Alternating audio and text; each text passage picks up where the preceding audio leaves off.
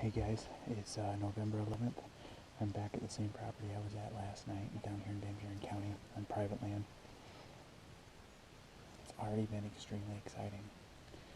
Legal shooting time was I think 6:53. At about 6:58, a couple minutes before 7, I had 4 bucks come through, and I didn't get a shot till right after 7. But the biggest one in there, I got a shot on. Not sure how good the hit was. It looked like it straight blew his heart out, and he ran 20 yards and just looked back, and then he just walked off. So I'm hoping he, just was excited with the rut and just didn't feel it and just toted it like a man and walked off with it. But even as I'm talking here now, I see another buck coming down the way here. So I've got a couple of doe tags. I've got 2 buck tags. I'm going to assume that buck I shot is dead. So I'm only going to be looking for one other buck. Like I said, we just got in here, so should be an awesome set.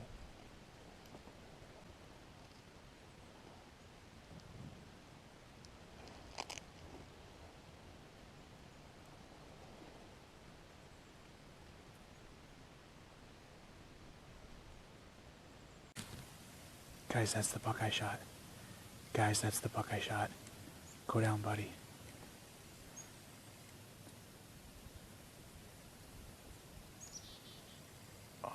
Gosh, I think he just went down on camera. Oh yeah. Oh yeah. Oh guys. Oh, that makes me so happy.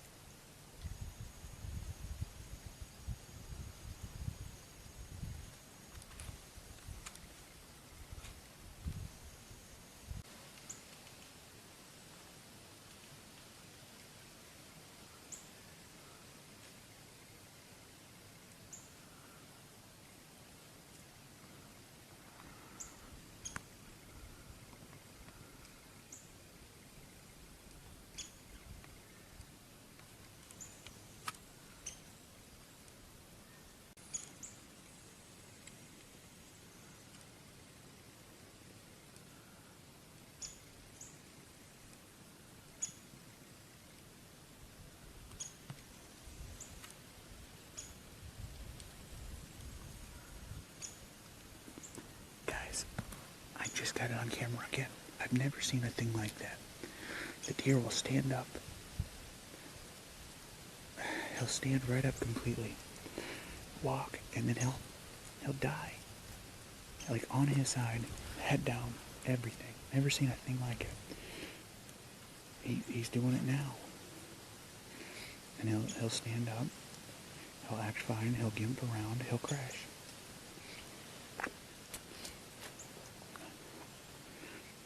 I do hope that he's not in pain. I hope he's just hoping to get after that girlfriend he was chasing.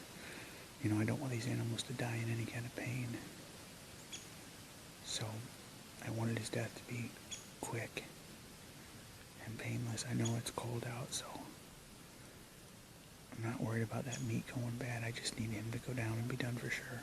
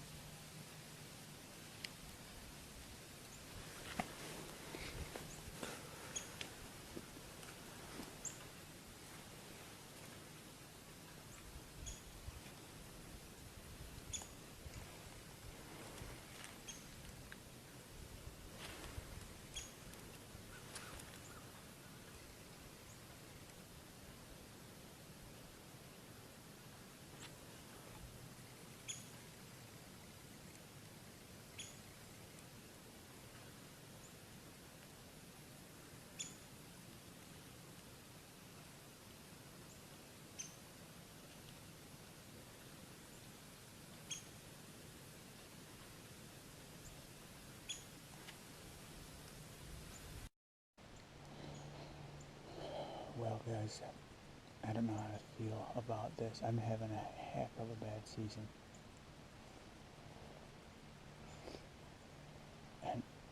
just shot, I think, what will be my biggest bow buck, and I should be ecstatic. I didn't just shoot it, I shot it, a touch after 7, and I watched it go over there in bed. Acted hurt. The shot I thought looked like the heart, but then it stopped, and it looked like he snapped my arrow or threw my arrow back out, so I thought I hit that off shoulder. I guessed him. I used my 20-yard pin, because everything happened so fast, and it looked like it was 20. So I ranged it afterwards, and it's 22, 23. I'm getting different ranges. So assuming that buck was 23 and I shot him for 20, I have a short enough draw that does matter. And if I would have hit him an inch or 2 inches lower, then, especially up in the tree stand, that could just be a low hit. I mean, I could have just barely sliced the lung.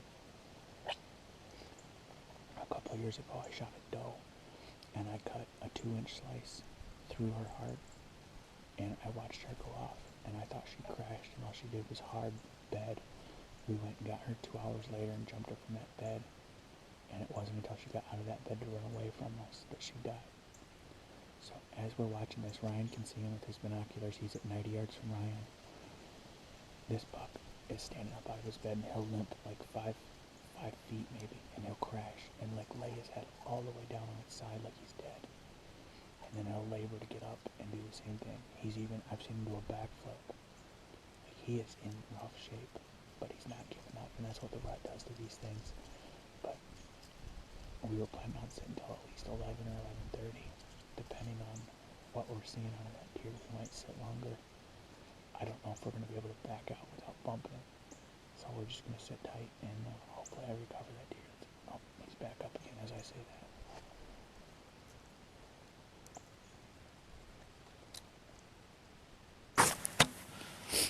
Well, guys, just got off the phone with Ryan. He says that deer has finally, made it to where it's out of our sight. From where he last saw, he says that deer's definitely hurt bad. We kind of knew that from the video footage I've got of him. Ryan confirms exactly what I'm saying as far as the buck will get up, and then he'll fall over and crash, and then lay there. And all of a sudden, a few minutes later, he'll stand up, and then he'll bed back down, lay his head all the way down, completely on his side with his belly exposed, and act dead, and then stand up. So it's just now enough light to where you can really see good. And I decided to take the camera and look as if I can see blood down by impact. And I can see good blood already at impact. So I'm really hoping I got him good. I'm going to show you what I'm looking at.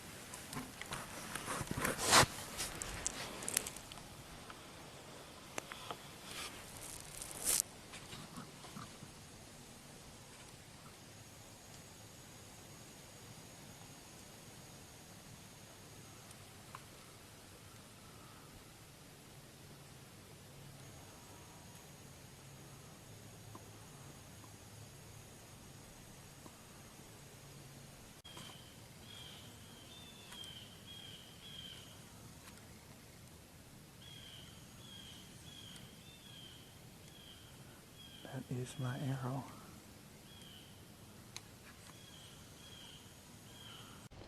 Well, guys, I've been in this situation all season.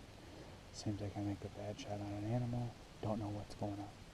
Even as I'm doing this interview right now, I see a deer coming, so I might have to stop and get on this one. We'll see. But I got down to check blood. I saw my arrow from the tree. He threw my knock off. He snapped it off right there, which according to my estimation means he took 10 inches or so with him. So we'll see how that goes. I think I am going to shoot this buck. Get ready.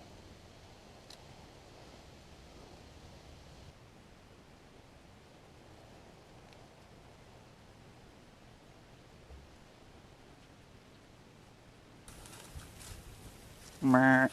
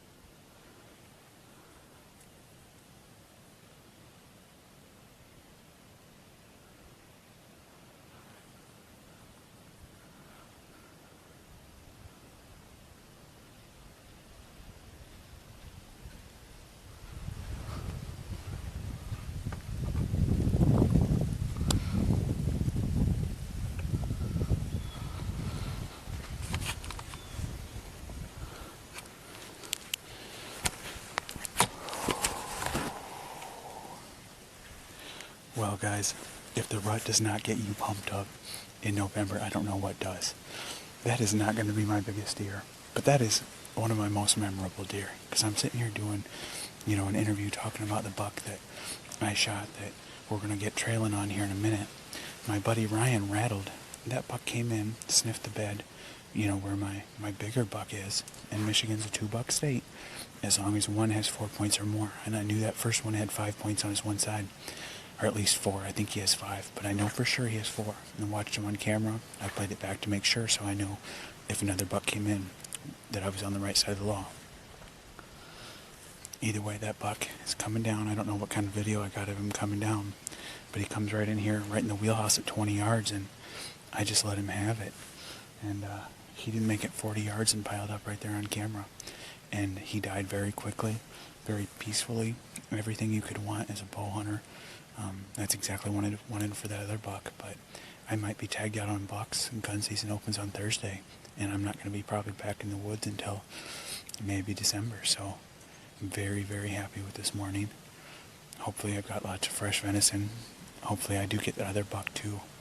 You know, I don't want to just be out shooting up the woods, but it is nice when you can get two deer in one day, or even more. Time to get out in the woods is hard to come by. So is meat. So you use hunting season to gather enough meat for the whole year for your family.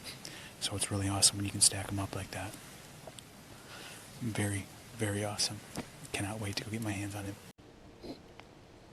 Alright guys, so as I was saying, I might lose a hunting buddy over this day, but this day I'll never forget. You know, Ryan can be mad at me. You know, he passed that 8-point, he rattled him in, passed him at 40 yards, or so he says he passed him. Buck came right to me, maybe 16 yards. I couldn't pass that deer. And Ryan and I are in different goals this year. In the last couple of years, I've been passing deer like crazy, passing deer. And I've just had such a bad season this year. And he's in a situation where he can't stockpile the meat that he was in years past. So now he switched his desires to pass deer for bigger bucks. So I know we switched gears, but hopefully he doesn't hate me. I absolutely love this. This is for every one of my greatest memories. On this day, last year, on this property, I shot my biggest bow buck. And Ryan had shot a buck earlier that morning on my mom's property. So we each shot a buck that day. Just November 11th is awesome. It's always been awesome to me. It's the last day of my vacation. I go back to work tomorrow, so I'm excited. But as I was saying, before that buck came in, I got down and I went to where the impact of my big buck was. And I guessed him at 20 this morning. He was actually at 22, maybe 23. I'm getting different readings. Went down and got my arrow. This is what I've got left of my arrow. He snapped it off. By my estimation, there's about 9 to 10 inches inside of him. This is a 27.5-inch shaft. And I think I've got maybe 14 inches here, so that would suggest 13. But I always, you know, I'm gonna err on the side of caution and assume less than what is actually there. Just because. We're gonna get down. I told him I'm gonna get down at 10 on the trail. That buck, I know where that buck is. Actually, I'm gonna put away my camera here in a minute. I'm gonna get down and go tag that buck, and then gut that buck and drag it out to the field. I might not drag it while he's in stand, but it's one of those mornings that's so hot it will cause no harm to his hunt. Everything that I'm going to do is downwind of him and of where all these deer are coming from. So I'll just get down and I'll be quiet about it, and I'll gut that deer and make sure it's tagged and legal, and at least get that out of the way before we trail that big one at 10. So awesome morning. Well guys, November 11th down here in Van Buren County. This is a buck that you saw on video. Ryan rattled it right in. I was talking about how much penetration I got on my other one and how much arrow was stuck in my big one. And, penetration. This one came off the ridge and was heading my way. I wasn't sure I was going to shoot it at first, but then I shot it, and of course I checked my phone afterwards and Ryan says he passed it. So we'll see if I ever get to hunt out here again. But awesome little Michigan 8. Maybe Michigan 7 actually, because he's broke up. But I'm very happy with him. He'll eat really good. We're going to get on that track of that other one and hopefully have another big buck for you.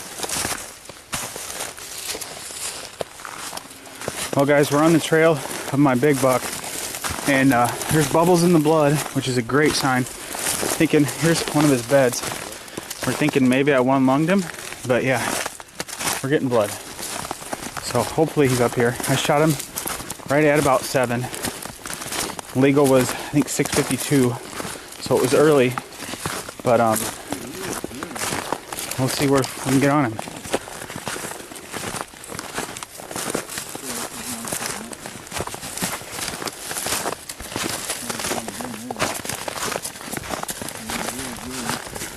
I see more blood up the head. This is where I could watch him stand up and sit down. He's trapped right there. I watched him do that. Then he's right up over the head, bro. Hope you're right.